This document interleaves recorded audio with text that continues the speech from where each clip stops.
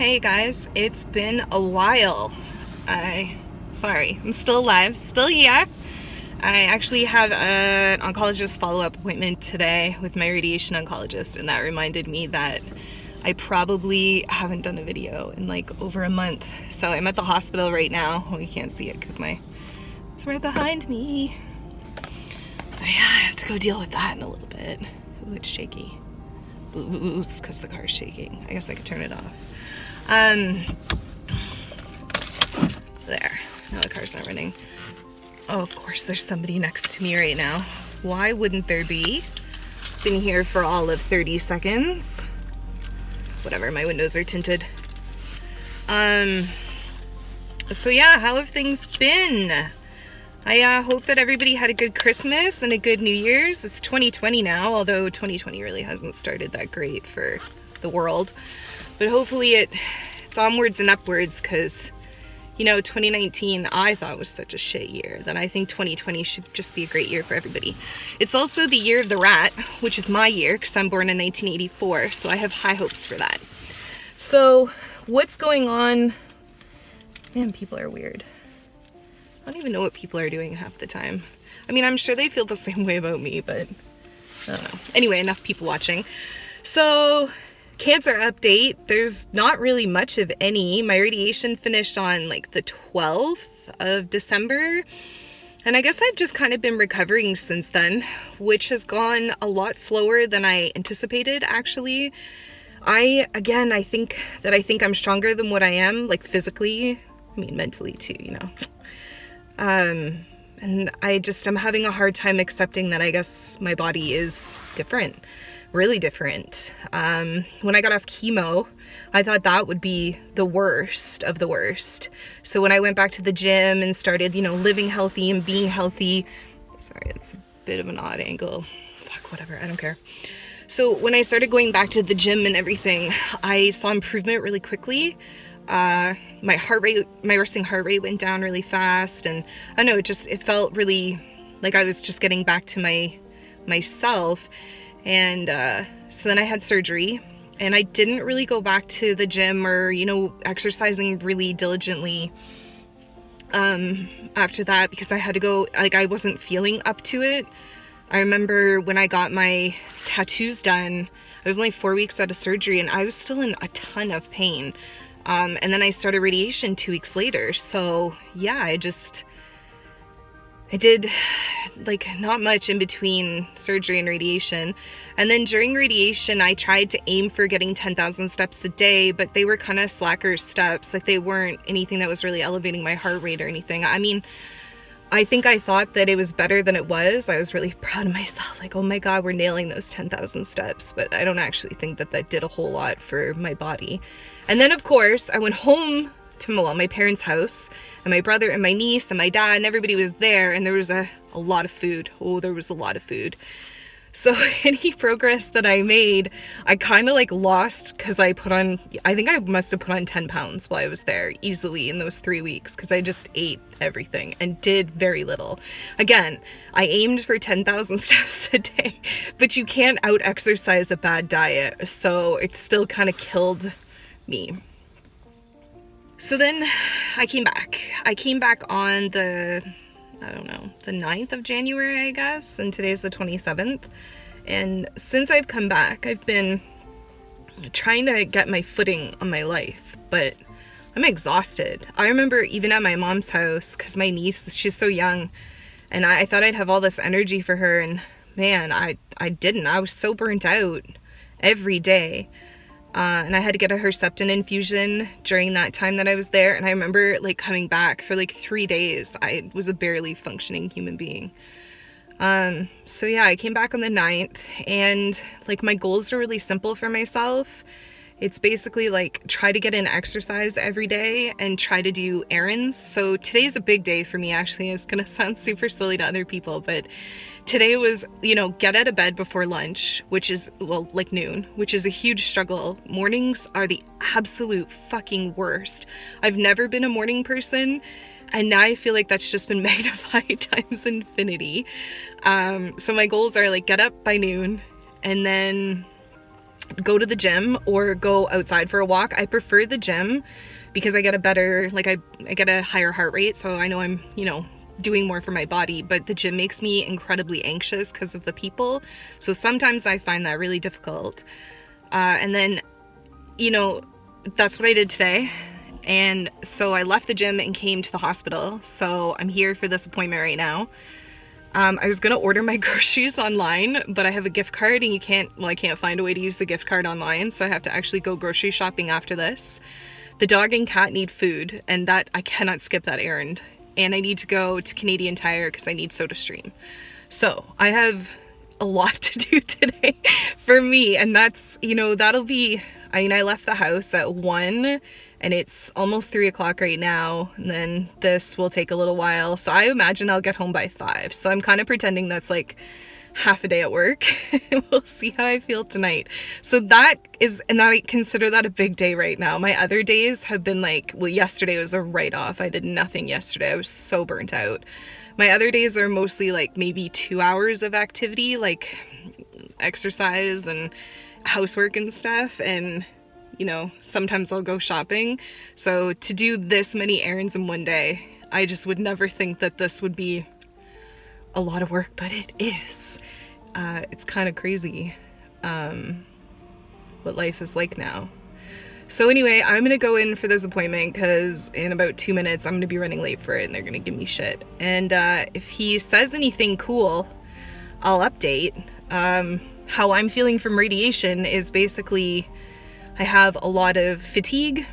I still have some swelling, so I want to ask him if that's normal, because of course the swelling is in the breast that had the cancer, and so it's freaking me out because the other breast, the swelling all from the surgery is pretty well gone now. Like I would say there's maybe 10 to 15% swelling, but on the other side I would put it at like 35 to 45, and when I feel it, it feels not like the tumor did, but it gives me flashbacks to that. So I just want to make sure that that's normal. So I'm gonna see what he says, and yeah, and talk to him about who I should go through for like a back to work plan for, I guess, March, because I haven't heard back about that other chemo. And I mean, I should call, maybe I will call this week just to see. I certainly don't want to go on it, but if it's best for me, and then I can figure out what the hell I'm doing being a young adult and having a job waiting for me that I kind of miss and want to go back to. So yeah, we'll see if there's an update from the doctor. If not, I'll just do a little outro when I get back. So see you in a little bit. Well, that appointment is finished. It went well. He was on time. I like that about him. He's also just a really nice guy, which is cool. Props to my radiation oncologist. He did say that the swelling that I'm feeling is probably lymphedema, which I kind of suspected, but I was kind of hoping that it was also just like swelling, like residual swelling from the radiation. So he's gonna submit a referral to physiotherapy, so just to help me a bit with that, because I have felt it a little in my arm as well, not a lot. It's mostly like right beside my, like right on the side of my boob. So hopefully they can figure out a way to make it go away so I don't feel it every morning, because that's usually when it's the worst. So that is cool. Aside from that, he told me he's done with me, which is weird. And he told me my follow-up care is a manual check every 6 months and a mammogram once a year. So that's weird. I kind of knew that was going to be the case. Like, I'm not surprised. Oh, it's not going to stay out of the way, is it? There. I'm not surprised by that. It's just weird hearing it. I know that's the standard of care. I just, you know, for myself personally, I would like a full body scan once every 6 months. So if the cancer does come back, especially in the first 5 years when it's most likely to come back with my kind of cancer, we could catch it early. So even though I'd have a terminal diagnosis potentially, at least we could, you know, catch it early and hopefully get rid of it. So I don't know. And he said that my family doctor would probably do the manual exams. And if you've watched the first video I ever uploaded about this, my family doctor kind of missed this diagnosis. So it kind of freaks me out that it'd be him responsible to be checking me. So he also said that like your oncologist could perform the check, so I could theoretically have her do it, because I don't like trust him, because like when I first went in to talk to him about this all, he like chalked it up to nothing and didn't even put me in for like an emergency ultrasound. So I don't want him in charge of my boobs anymore. Quite honestly, any of me, but it's hard once you have a doctor to like get a new one, because we're not like the States where you can like fire your doctor. I mean, I guess I don't know the process. I'm sure you could if there's a good reason for it, but anyway, I just basically need him to like refill prescriptions and do like the insurance stuff for my back to work for my long-term disability and all of that, but I don't need him touching my boobs. So yeah, I thought before I leave the hospital, I don't know how long I have after I pay for the ticket to leave. I would assume infinity time because I paid for the ticket, but I'll just go over it really briefly. I just wanted to talk about, sorry, I'm so distracted, there's so many cars driving by, I'm nosy. Anyway, I just wanted to touch on like mental health. And now I still get Herceptin, so I'm still being actively treated for cancer. And I'm sure that things will feel really real, you know, when that's done, if I don't switch that other chemo, because then it'll be even longer. But I know right now, like being done with the big three, which is the chemo, the hard chemo, the surgery, and the radiation, I thought I'd feel elated to be done, and I don't. I feel anxious, I feel sad, and I feel like a bit of a shadow of who I used to be.